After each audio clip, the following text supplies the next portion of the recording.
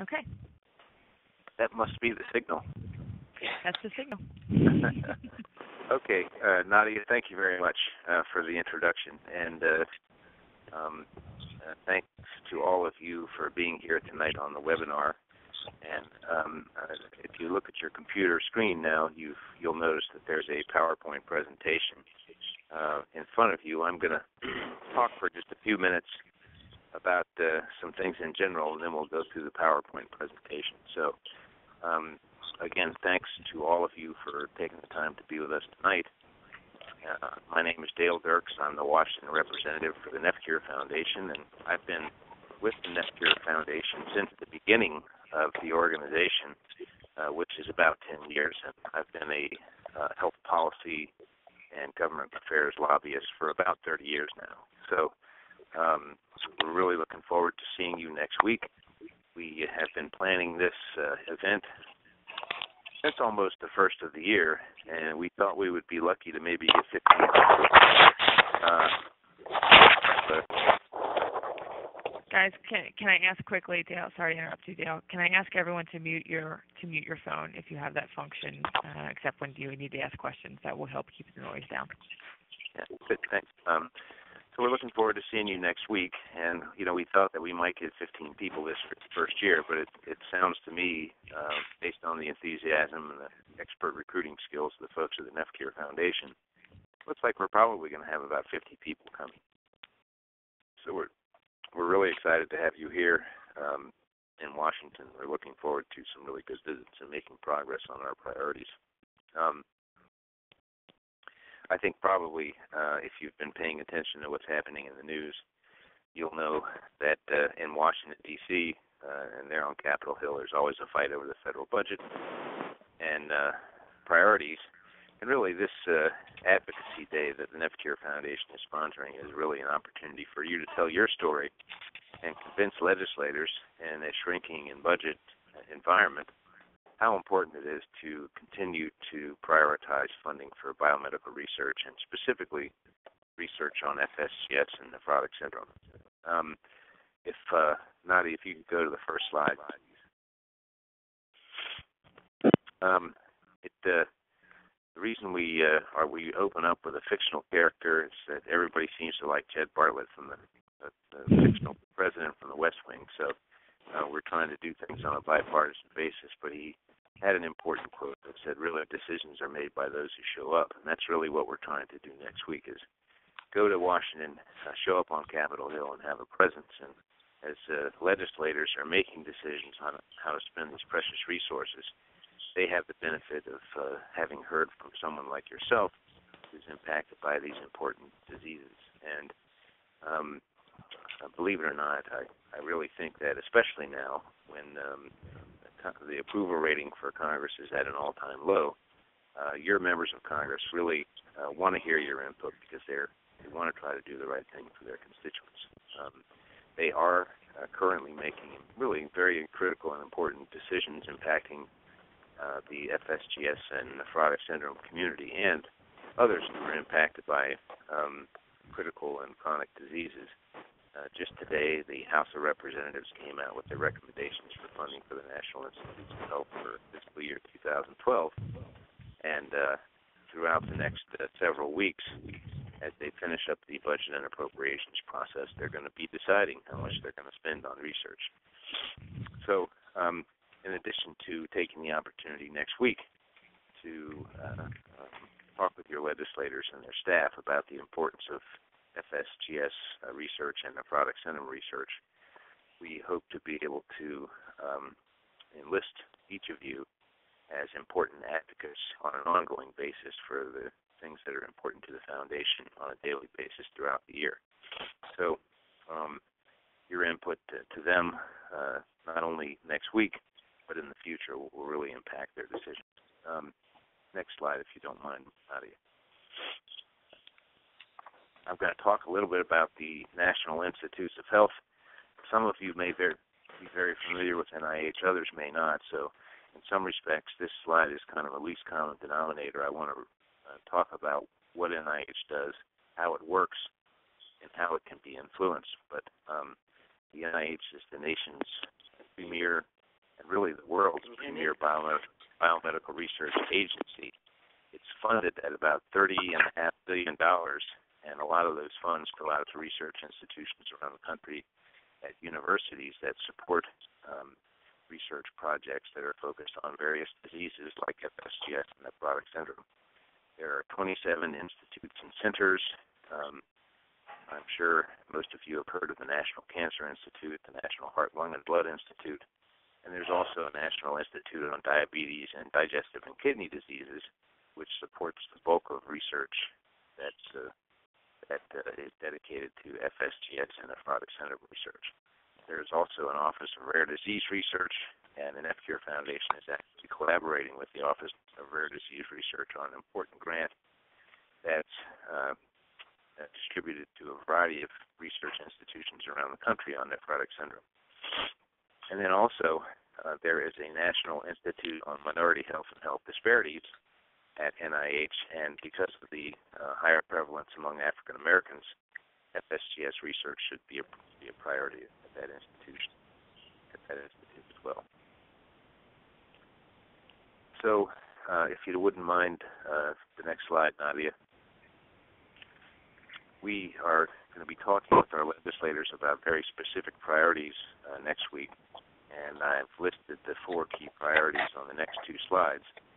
And I always tell organizations that if you have good science, strong advocacy, and more money for biomedical research, that you can increase and enhance the research portfolio on the disease that you're concerned about. So we're joining all of the scientific community and other voluntary health organizations calling for a funding level of $35 billion for fiscal year 2012 for the National Institutes of Health. That would be a significant increase up from its current $31 billion. But we feel, and the rest of the biomedical research community feels, like that could be responsibly spent on good research projects. So we're going to be asking for $35 billion for NIH for fiscal year 2012. And then a concurrent increase for the National Institute of Diabetes and Digestive and Kidney Diseases. NIDDK, as I mentioned, supports the bulk of research on kidney disease research, and they issue things like program announcements and requests for applications, which researchers around the country respond to. There are several current pending program announcements that benefit FSGS and nephrotic syndrome. Next slide, if you don't mind, Nadia. And I'm sorry, I'm sniffling. I have a cold and some allergies, so I apologize for that. But it's hard to run the slides, hold your phone, and use a Kleenex at the same time. In any case. So we're also supporting funding for the Office of Rare Disease Research at NIH. As I mentioned earlier, ORDR supports the Nephrotic Syndrome Rare Disease Clinical Research Network, which is a collaboration between NIH, the NephCure Foundation, and several university partners to pool resources to find a cure. It's a very dramatic and important research study that I'm sure if you've been looking around on the internet, you're aware of, and paying attention to what the NephCure Foundation is talking about. You're aware of this research project. And then we're also asking for funding for the National Institutes of Health, Minority Health and Health Disparities at NIH. And then, one of the things that you'll learn about members of Congress is that they're action-oriented. In other words, you'll come in there and tell them what your priorities are, and then they'll say, well, what do you want us to do? And we're fortunate to be working with Congressman Jim Gerlach from Pennsylvania. He's the representative that represents the location where the NephCure Foundation is located geographically, and Congressman Gerlach has been kind enough to draft a letter to the director of NIH in support of FSGS and nephrotic syndrome research. And we'll be carrying around that draft letter and asking other members of Congress to sign on to that letter. So at the end of your meetings, and when the member of Congress and their staff says, so what can we do to help you, this is your answer right here. So there's a letter that's been generated by Congressman Jim Gerlach, and we're going to be asking your senators to send a similar letter individually to NIH as well. Okay, I skipped ahead. I apologize. Nadia, if you wouldn't mind giving me the next slide. And that slide is what I just described to you, so I apologize for that. Okay, let's go on to the next one then. I want to talk a little bit about some government basics. This is stuff that you get in your 8th grade civics lesson, but nonetheless, I just want to review it just so that we're all clear on it. There are 3 branches of government, and they have some separation of powers, but the first is the legislative branch, who makes the laws, the Supreme Court, which interprets the laws, and I think if you've been watching the news recently, you'll realize that the Obama administration has asked, for example, for the Supreme Court to look into the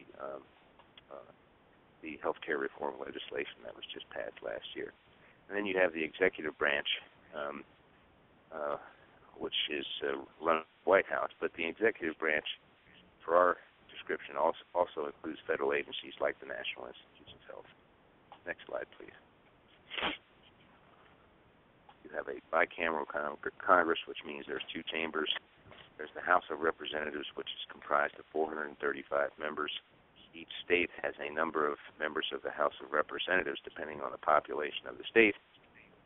And each state has 2 senators, and every state has 2 senators.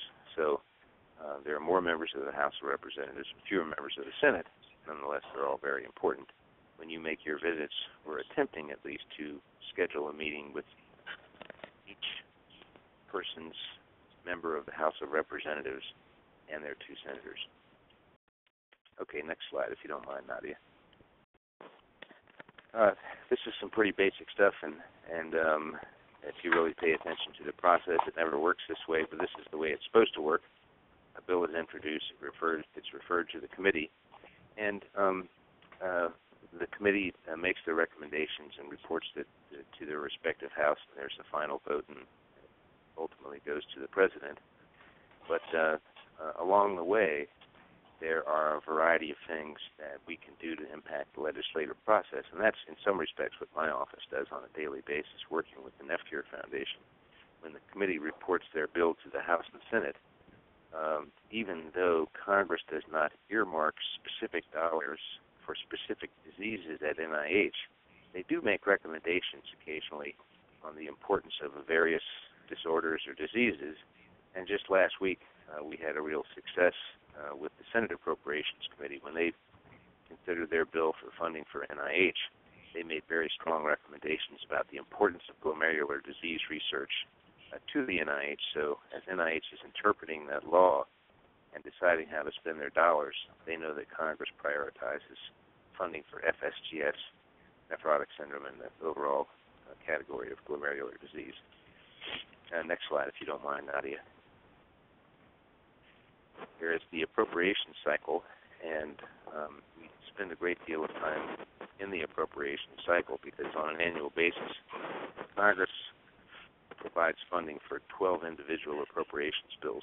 One of those appropriations bills supports funding for the National Institutes of Health and other public health agencies that you may have heard of, like the Centers for Disease Control. And again, we work within that process, so as Congress is providing funding for NIH on an annual basis, we make sure that they prioritize FSGS and nephrotic syndrome research. So just take a look at that slide. These days, I was trying to remember before I got on the call, any year in the last 20 years in which the appropriation cycle has looked exactly like this, and I couldn't remember one. But it's a convoluted process, but it is a process, and ultimately NIH is going to pay attention to what Congress has to say about that, and those are the kinds of things that we're trying to implement. Next slide, please, Nadia.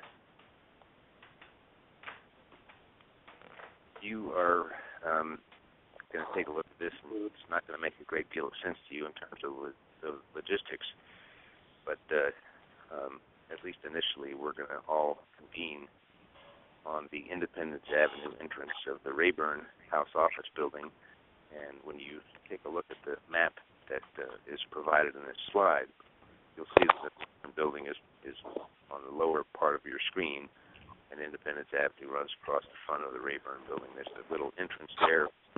It's a driveway. They call it the Independence Avenue entrance. How innovative.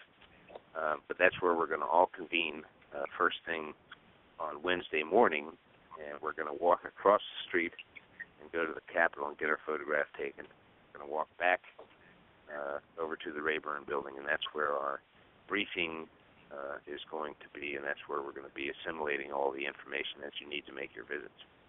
And throughout the day, you'll be visiting the Rayburn building, the Longworth building, and the Cannon building for meetings with members of the House of Representatives, and then you'll be crossing over to the Senate side, to the Russell, the Dirksen, and the Hart building, which are buildings at the top of your screen, to make visits with your Senate offices.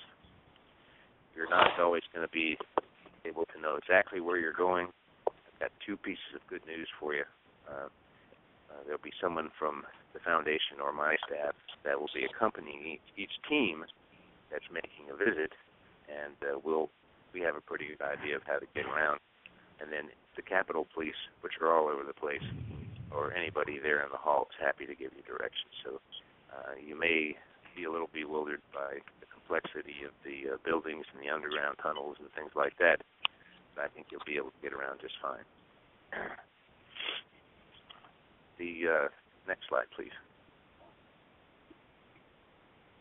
There is, especially since 9/11, there is an increased emphasis on security.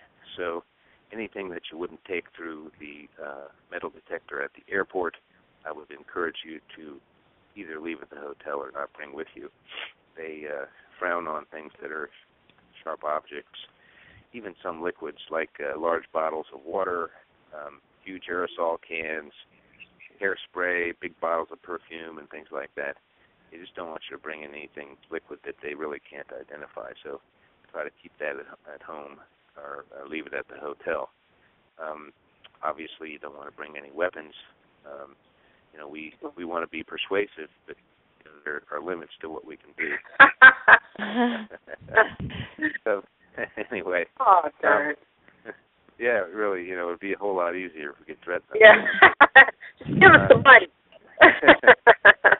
Anyway, if you do have a medical device, like some people wear a pump or, have significant and substantial medications that they have to bring along with them, you can bring them along, but you'll wind up explaining that to the security people who are there at the metal detectors when you go through.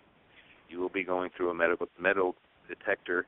It's not quite as extensive as it is in the airport, but you are going to have to take all the metal things out of your pockets and get through the metal detector. Probably won't have to remove your shoes, but occasionally you might have to. Where's the phone that's down here? I'm sorry? Okay. Nadia, next slide, please. Now, as I mentioned to you earlier, the growth of this event has been really substantial, and we're very appreciative for everyone who's decided to participate. Consequently, we've got a lot of people coming, and we've got a lot of congressional visits set up for you.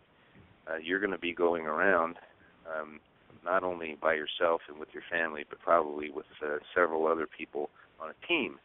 And you'll be making visits to legislators from your state and congressional district and the states and congressional districts of your team members as well. But on an individual basis, each person that's going to be coming has a member of Congress, one member of the House of Representatives, and two senators.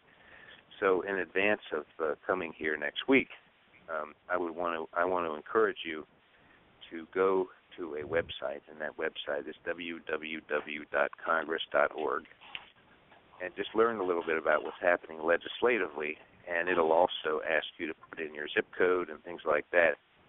You can, by virtue of the fact that you put in your zip code, you could figure out who your legislator is, and maybe do just a little bit of research on their background and some of their interests and things like that. Each of them has a website, and they put out information on some of the things that they're doing legislatively. I think it might be helpful to you just to take a little time to visit their websites, find out a little bit of background on them. You may have some things in common with them that you can bring up during your meetings. As Nadia mentioned during the discussion, we have sent you good information that you're going to be using to prepare for your meetings, and also information that you're going to be leaving behind with your legislators. And I would encourage you to review that and, be prepared to talk about those kinds of things. And then also, excuse me, as I mentioned, you'll be there with a team, maybe 5 or 6 people on a team, and at each meeting, you'll be meeting with the senator or the representative of one of the people that's in that meeting. And I would encourage you in advance to get together with your team members and make sure that you know who's going to do what, who's going to say what. Naturally, the person that's a constituent of the legislator that you're meeting should be the person that's kind of the team leader during that meeting. Some people talk more than others, and that's fine. But the person who's a constituent should be the one that's kind of conducting the meeting, which you should be thinking about. Yes. No, I'm sorry. May I interject for a second for just a quick question? At what point are we, or what day, I'm assuming it's going to be Tuesday, that we will actually know who's a part of what team and, like you said, as far as getting with that team, I'm assuming we'll be able to meet them on Tuesday? Well, if you come to the dinner, yes, it'll be Tuesday night or Wednesday morning. And okay. And it's really, a lot of that has to do with the nature of the fact that we don't really finalize the schedule until Tuesday afternoon. Okay. So we can't really show that to you in advance. But it'll all come together, and you'll have an opportunity to get acquainted with your team members either Tuesday evening or Wednesday morning. Okay. Okay, so have a strategy for the meeting. You've got a lot of ground to cover during these discussions. You want to. The most important thing, I've given you a lot of information and a lot of mumbo-jumbo about the legislative process. It's important to have a feel for those kinds of things, but really the most important thing that you want to be able to do is to tell your story. Legislators want to be responsive to the things that you bring to the table, and you don't have to be an expert on the legislative process. In fact, very few people are. What you are is an expert on your condition or the person in your family who's affected by this disease, and what you want to be able to tell them is how that disease impacts your life. And we've got some ready solutions if that legislator wants to help by supporting these things that we're talking about, the key priorities in the letter that we're asking them to send.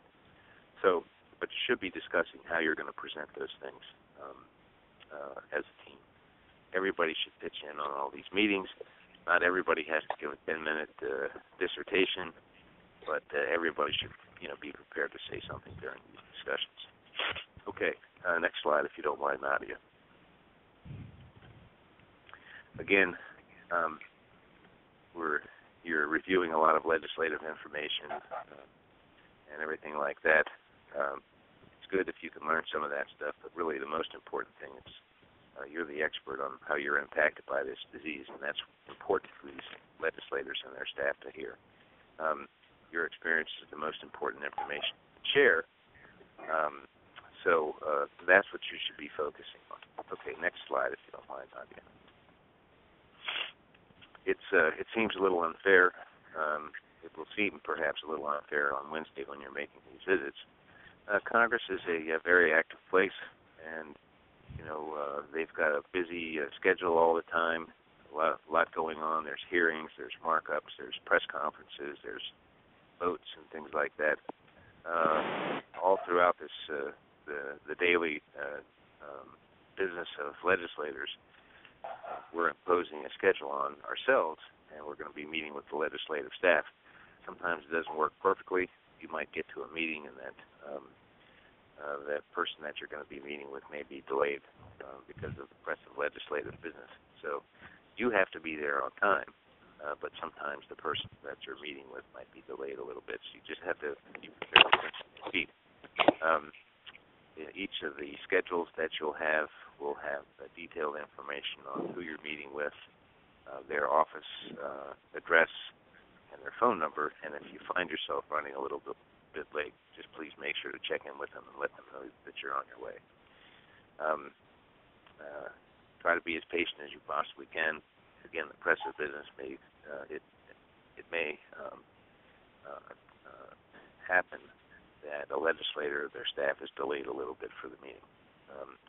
The other thing is don't be thrown off by meetings that are held in the hallway or cafeterias. Some of these offices, particularly on the House side, are relatively small, and sometimes when they get a large group in there, so they can hear you better and you can gain their attention, they'll ask you to come out in the hall. It's just a more convenient place than any place that they have in the office to meet. And then the other thing is that don't be thrown off by the fact that some of these folks are relatively young. In fact, one of the impressions that you'll have Wednesday upon leaving is that the country is being run by 20-somethings.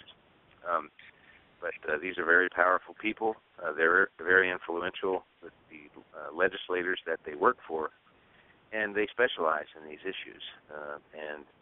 If you're talking with one of the legislator staff, it's likely that they're well steeped and understand very well some of the health policy issues that you're going to be talking with them about, and they advise the legislator on these issues. So don't be thrown off by the fact that you're meeting with a very sharp young person. But it happens. We do have meetings scheduled specifically with senators and members of the House of Representatives, and we have members scheduled with the staff as well. Okay, next slide if you don't mind. Try to be as conscientious as you can with the time. You'll have a variety of team members in there with you. You're going to want to get down to your topics as quickly as you possibly can. Each person should take the opportunity to introduce themselves, talk a little bit about the NephCure Foundation, explain the general purpose of the meeting. We're here to talk about the importance of funding for biomedical research at the National Institutes of Health and research for FSGS and nephrotic syndrome, and then talk about each specific priority that we have, and there'll be 4 of them. You'll have some talking points in front of you to help you along. If you have any updates or background information on the aspects of the issue, and some of the information that you've been sent already has some statistics, not only about FSGS, but the impact of end-stage renal disease and things like that. Those would be good statistics to throw out during the discussion, because, yes, we're concerned about our specific disease, but, Congress is in the process of trying to figure out how to reduce federal spending. If they could just do more research on FSGS and nephrotic syndrome, they could probably have an impact on the tremendous expenditures that they're making for end-stage renal disease. So those are the kinds of things that you can use as facts and figures to support your case for additional funding for research. Okay, Nadia, next slide, Dean. If you are doing something back in your state or town that is important, say you have a support group, or you're doing a walk, or the hospital that you're treated is in your state or congressional district, talk a little bit about that, because legislators like to know what's going on in their general location, and they become more interested as things become more local. Next slide, if you don't mind.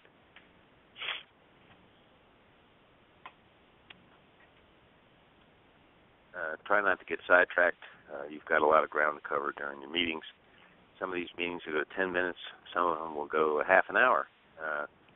Some people you'll find seem disinterested or preoccupied. Some people will be very interested and have so many questions you don't feel like you're ever going to be able to get out of the meeting. But you try to assume that you're going to have 10 or 15 minutes total for the meeting. So you want to make your introductions, tell them why you're here, tell them what you want, and then make a specific ask at the end of the meeting. It's really important to try to get through that in about 10 or 15 minutes. If the meeting goes a little extra and they've got some questions, or if you want to get the opportunity to talk a little bit more about some specific things, that's great, but you should try to get in everything that you need to get in within about 10 or 15 minutes. And as I mentioned before, all politics is local. Former Speaker of the House, Tip O'Neill, said that. It's a well-known quote. And, what it really means is that people like me who are hobbyists, and trust me, they're in Washington, Brazilians of us crawling around all over the place, it's really important for for legislators to hear from people back home about what's important to them. So if you can give that message about how you're impacted by this disease and how their support is needed to make your life better, they're going to listen to that. I think it's very important to them. Okay. All right. Let's go to the next slide. Again, we want them to take a specific action. We've got 4 recommendations for funding for fiscal year 2012, and at the end of the meeting, we've got a specific thing that they can do to really help. And that's to sign on to this letter that Congressman Gerlach has generated. You'll have a copy of that. The letter will have the information of who to contact in Congressman Gerlach's office. That'll be on the House side. And the Senate will be asking senators to send a similar letter to the one that Congressman Gerlach has generated.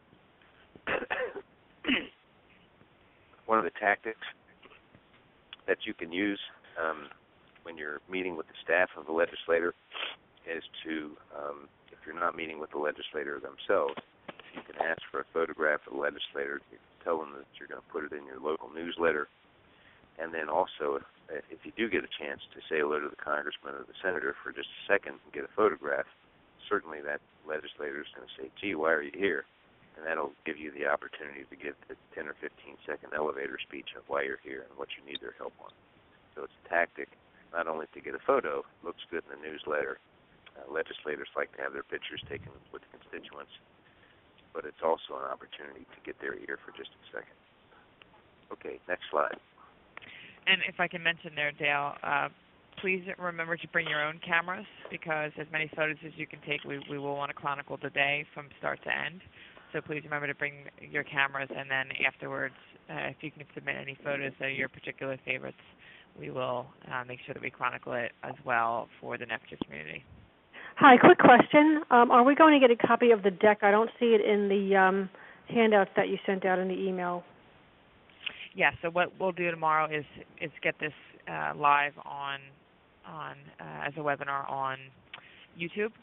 And so we'll give you that link to take a look at, but we can also certainly share the PowerPoint with you as well. Great. That will be great. This way you can give me some reference. Thank you. All right. Good. And just a couple more slides, and, I tell people about to go on, and then I do it. But during your meeting, I know this will be a shock to you that legislators have big egos. No. Yeah.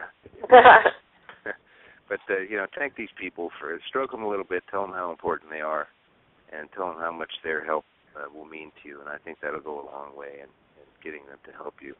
And then again, it's your opportunity to developing a lasting relationship with these offices. The thing about it is that Congress is making decisions 12 months out of the year. Sarah Buchanan and myself are there. My office is right on Capitol Hill. I'm there every day doing work on behalf of the NephCure Foundation. But Congress is making important decisions year-round. And it's going to be important for you to start to work to develop that long-term relationship with the person that you meet with.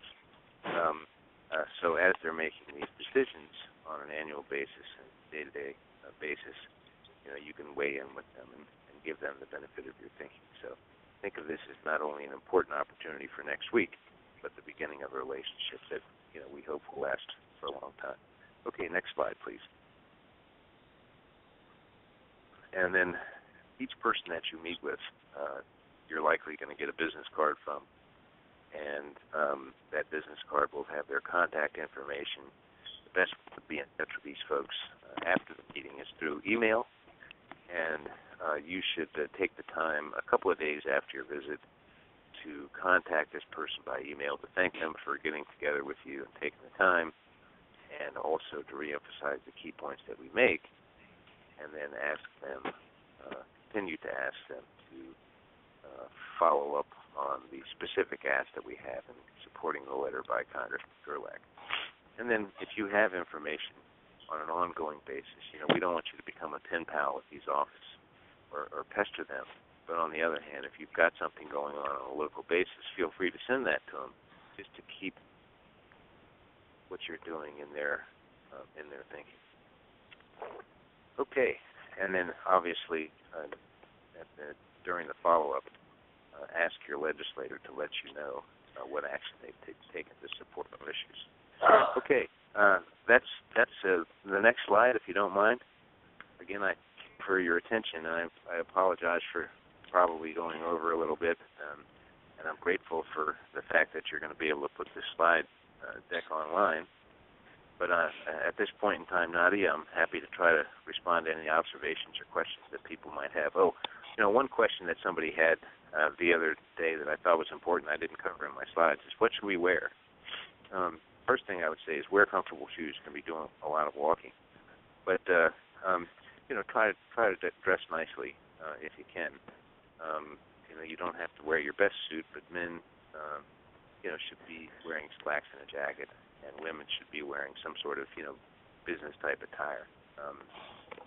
Again, you don't have to really get dressed up, but you should try to, dress up as nicely as you possibly can.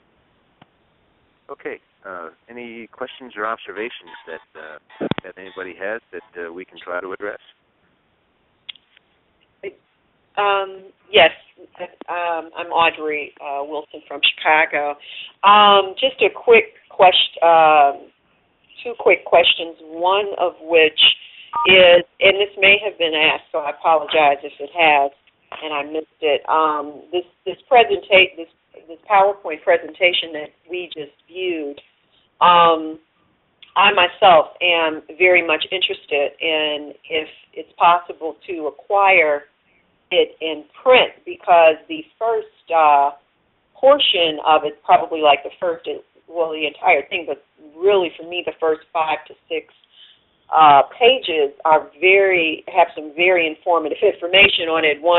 Actually I was doing some quick shorthand on trying to write quite a bit of it down, so I'm wondering if it's at all possible that we can, get this in actual print form, just to kind of overlook a lot of the things it's stating about legislative offices and things like that. Yeah, Sarah Buchanan is from my office is on the line. I don't know if she's on the audio part, but if she's not, hi Bill, I'm here.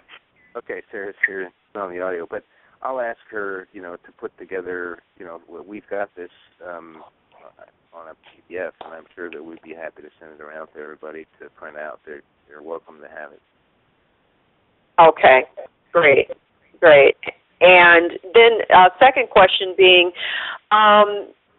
just trying to get an understanding, are we primarily, once we're put with our team, we are dealing with one particular congressman, or are we, is it a rotation, or it's just primarily pretty much dealing with, you're assigned to a specific person to present to? Right, yeah.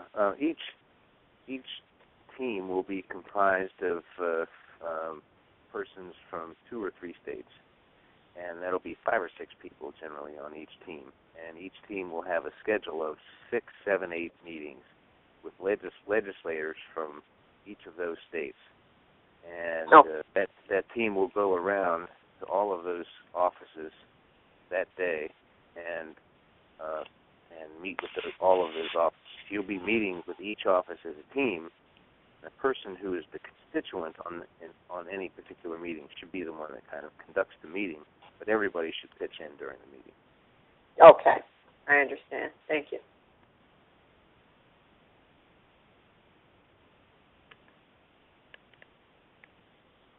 Anyone? More questions from anyone?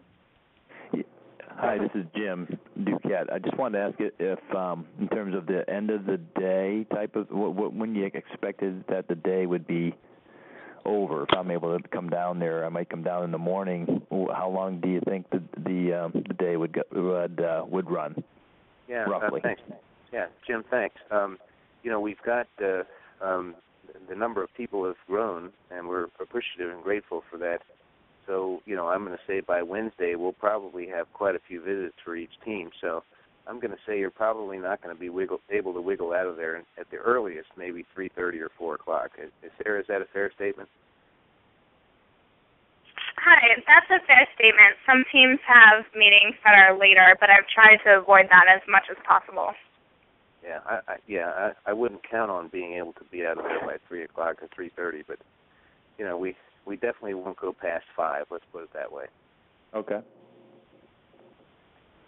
Okay. Thanks.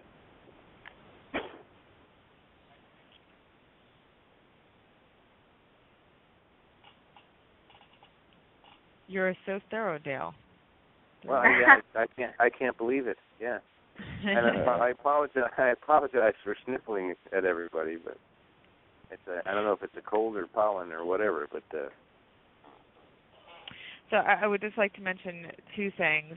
One, please remember to bring, if the member of your family who is the patient is not able to come, or if they are able to come, please bring a photo or something personal to your family. That would be something that you could share with your with congressional staff when you meet with them. What we will be giving as well, so you'll be receiving an email tomorrow with all the details as far as some of the things that Dale has mentioned: dress code, bring your camera, you're staying at this hotel, here are the directions, that kind of day of logistical material. But we'll also include for you a personal template sheet that you can add a photo and you can kind of put down your story beforehand so that you have something to follow along. And that should help you be prepared to, when you get there and there's a lot and you have 10 minutes and you want to make sure you get everything in, this template will help you really remember the specifics that you wanted to mention as they regard to your story. And so those 2 things will come to you. And remember to take as many photos as you can, because that will certainly help us all to share in each other's experience for the entirety of the day.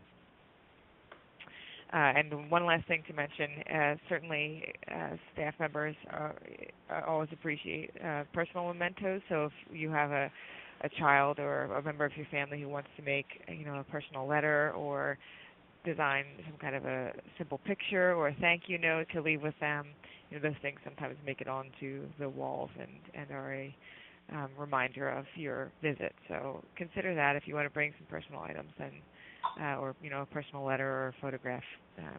Keep that in mind that you can do that and leave to share with your congressional staff. Okay, and then information will follow. Again, the dinner the night before will be at the L'Enfant Hotel. It will be one moment in the Marquette Room. I'll send you that information starting from 6:30 to 9, and a nice opportunity for you to meet the other participants in a casual atmosphere. All right. Other questions? Well, Nadia, thank you very much for conducting the webinar. Very, very smooth tonight and very smooth Tuesday night as well. So appreciate that, and we're looking forward to seeing everybody next week. Thank you.